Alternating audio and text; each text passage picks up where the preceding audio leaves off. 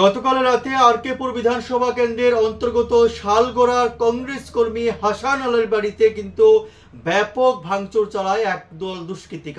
দুষ্কৃতিকারীদের হাত থেকে রেহাই পায়নি বাড়ির একেবারে ছোট্ট সদস্য 2 বছরের শিশু সন্তানও। বাড়ির মালিক তথা হাসান আলীকে একেবারে আক্রমণ করে এবং হাসান আলীর পর তার স্ত্রীকেও কিন্তু মারধর করে এবং বাড়িতে আগুন ধরিয়ে দেওয়ার জন্য কিন্তু উদ্যত হয়। যদিও সেটা ব্যর্থ হয়, কিন্তু তার সেই দোকানে আগুন ধরানোর চেষ্টা করা হয়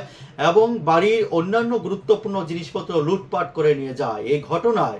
রীতিমতো চাঞ্চল্য ছড়ায় আরকেপুর বিধানসভার অন্তর্গত শালগোড়া এলাকায়। দেখুন কি বলছেন হাসান আলীর পরিবারের সদস্যরা সংবাদ মাধ্যমের মুখোমুখি হয়ে গতকাল রাতে এই ভয়ানক ঘটনার বিষয়ে। বাবা ফলাই গেছে গা আমার বাড়ির লোক রেস্টুরেন্ট আছে দিয়ে গেছি একটা করে দিয়েছিলাম আমি একটা মহিলা দুটো পুরুষে মিলে আমার মানে পরনে জামা ছিল জামাটা আমার সব ছেড়েছি জামাটা আমার সব ছেড়েছি আর ওনারা দিয়ে মাথায় বাজা রাখছিলাম মাথা তো ওনারা দিলেছি না আমি মহিলা বলছি আমিও তাকে মহিলা আমি দেখবেন মহিলা আপনি কী করেন আমার রাস্তার মধ্যে ফেলাইছিলেন আমার জামাটা খুলে আমার ছাড়েন আমার বাড়িতে দিয়েছিলাম আমি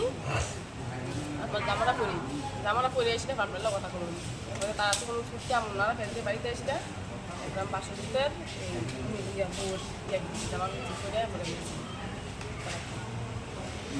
প্রথমে একবার আমরা ঘরেতে ঢুকছে তারা সবাই ঢুকে পাই ভাঙচুর করছে ভাঙচুর করে যাওয়ার পরে দ্বিতীয়বার আবার ঢুকছে ঢুকে আমার বাড়ি ঘরের সব ভাঙচুর করে সব লাস্টে পরে দিব আর তৃতীয়বার এসে আমার বাসনে ঘর হ্যাঁ তোর নাম কোথা এটা ওই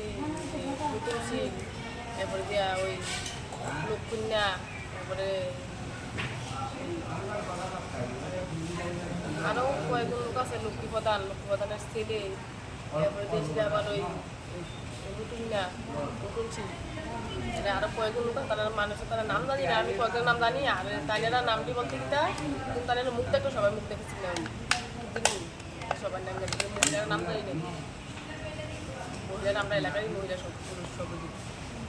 এবং বাড়ির থেকে কিছু ঢুকাইছিল লোক বহুত ওভার 300 তো না পুলিশে মানে তারা সামনে আমার বাড়ি ঘরের জিনিসপত্র বাকি তারা কিছু আছে 5 জন লোক আছে তাদের আমি দৌড়ে দাঁড়াইছিলাম